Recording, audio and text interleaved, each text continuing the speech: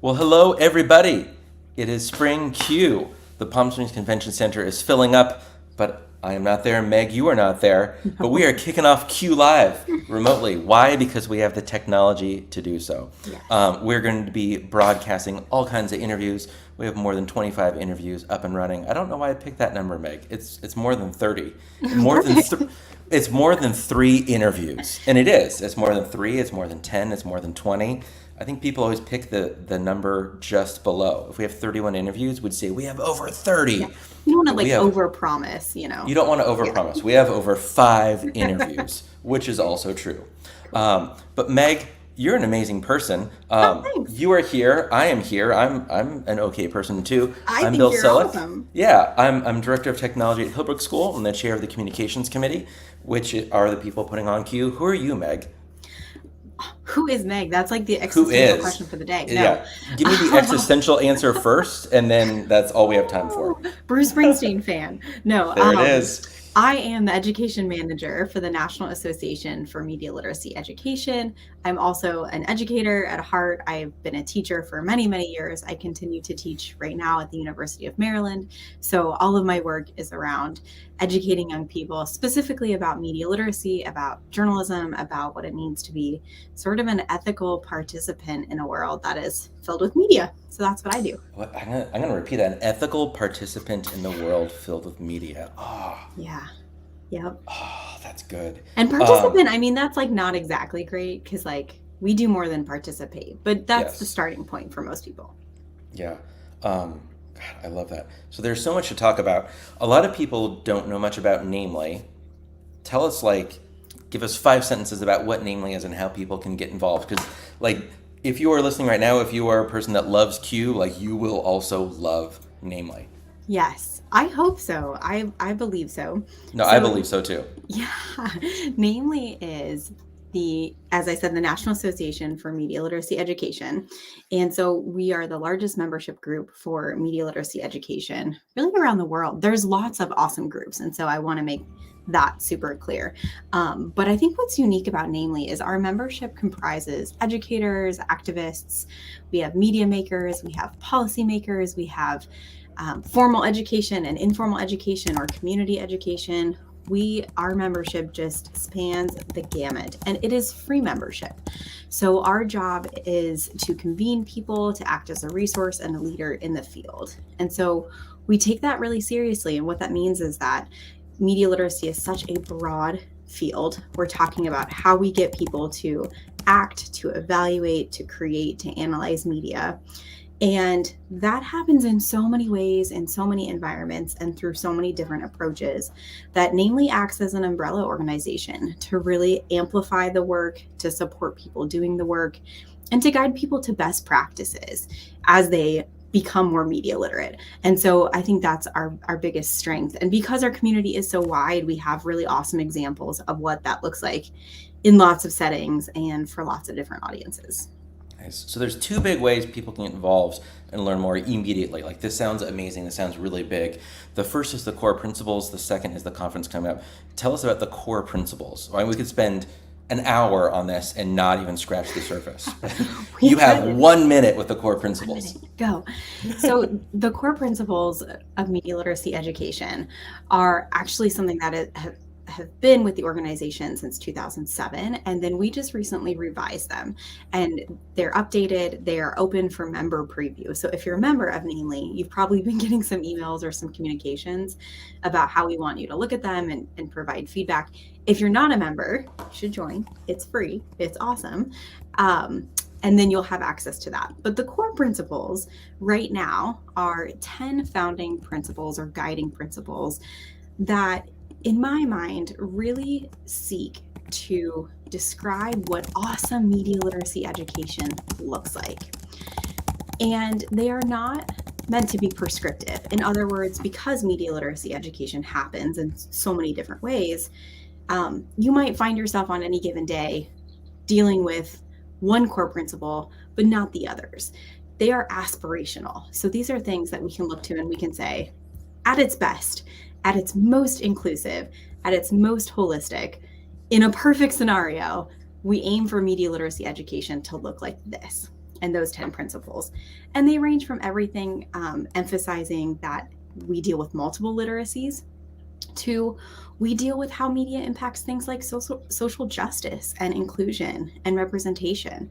And so these core principles, again, they're aspirational. They give us a framework for what really great media literacy education can look like.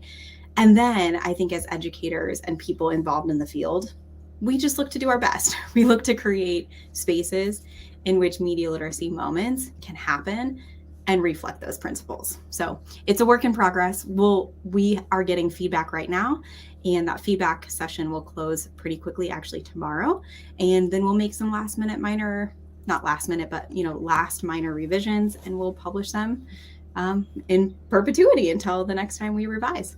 So exciting. I know there's been an amazing team, working on this for a very long time. So jumping into the core principles is a great place for people to start to learn more about media literacy, and namely, the other part is the upcoming conference this July, right? Yes. So we've actually moved into a virtual annual conference. We wanted to keep it really accessible, really inclusive. We wanted to keep costs down, and all of that pointed to virtual conferences.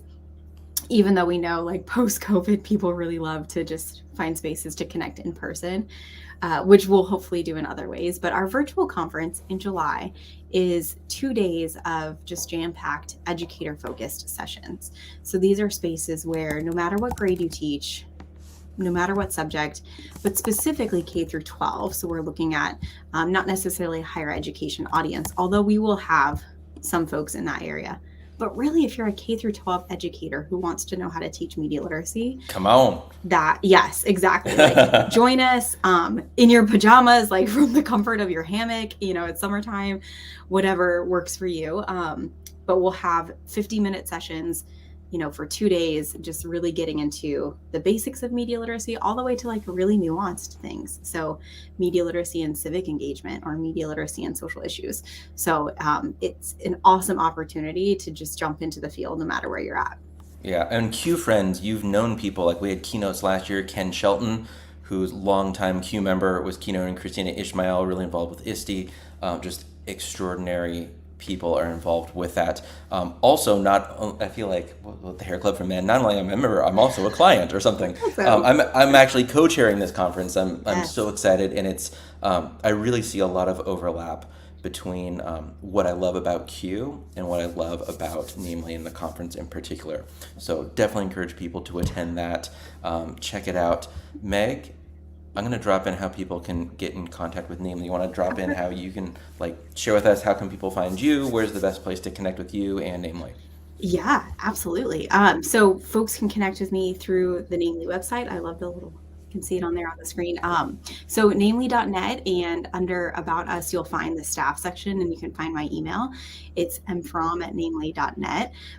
You can also definitely connect with us through Twitter. We have an awesome communications person who is really it to the right person. So we try to be really responsive. And the best thing about Namely is, I think, because we are a convener and an umbrella organization, like, we can point you to awesome people in your area, in your state, maybe even in your school district that are doing good work. If we can't help you, we will find somebody who can. So I love that about what we do. Yeah, well, Meg, I'm so excited you're here to help kick off Q Live. I think there's a lot of overlap around Q Live and the resources that you're sharing. So if you're listening to this and you're on your way to Palm Springs, fantastic. You're going to have a great time right now. Keep listening in. We're going to have lots of interviews this time. If you're trying to find out more specifically about media literacy education, there you go. Also, I think there's a really cool overlap between people that aren't able to attend conferences like Q, which is a big reason we do Q Live, to make it more inclusive, right? If you can't make it to Palm Springs for a number of reasons, including not having power at your school and needing to, me right Just now, one reason. need to be there to support, not having power and running network switches off of generators. There are thousands of reasons why you might not be at Spring Q. And so Q Live hopefully will make you feel like you're there just a little bit. We'll give you all kinds of learning. I know a lot of people are sharing their one best tip from their presentation. So you don't have to sit through an hour presentation to get that one nugget of, wow, you're going to get that at Q Live. And similarly, I think with the Namely conference, you don't have to figure out how to get airfare, how to get hotel, how to Mhm. get child coverage. Like there's Yes. so many things that make attending an in-person conference really, really hard. The Namely conference is virtual for a number of reasons, including being more inclusive. Same thing with Q Live. It's more Exactly. inclusive. So, there's all kinds of learning you can do. What did we say, like, when the Q conference, you don't know this, but you can help me figure it out. What did the Q conference do when we were fully virtual? It's like, PD in your PJs, maybe? Oh, yes, I Does love that it. sound Yeah. right? Yeah. That sounds And so, perfect. I mean, I think we also recognize like the teachers who are teaching media literacy are also content or grade level experts. And they probably have to attend conferences in those content areas or those grade level pedagogies. And that's a lot to ask of teachers. They know they need to teach this stuff, but they might also need to go to, their National Council for Social Studies conference or whatever. And so we want Namely to be a space where we can support the work that they're doing, but let's be honest, not add even more to teachers' plates in ways that are just not feasible. So I think it's a right. really cool option. Awesome. Well, Meg, thank you again for joining us. Thank you all for tuning in. Wherever you might be joining this, you can check us out. We'll be live streaming more than 5 sessions on, what does my mom call it? She calls it the Twitters, the YouTubes, the Face page. So wherever you Excellent. might be listening to that, you can check back in. YouTube tends to be the easiest place to find all of these Q Live conversations. So Meg, thanks for kicking us off, and we will Perfect. see you all again throughout the weekend. Thanks for having me.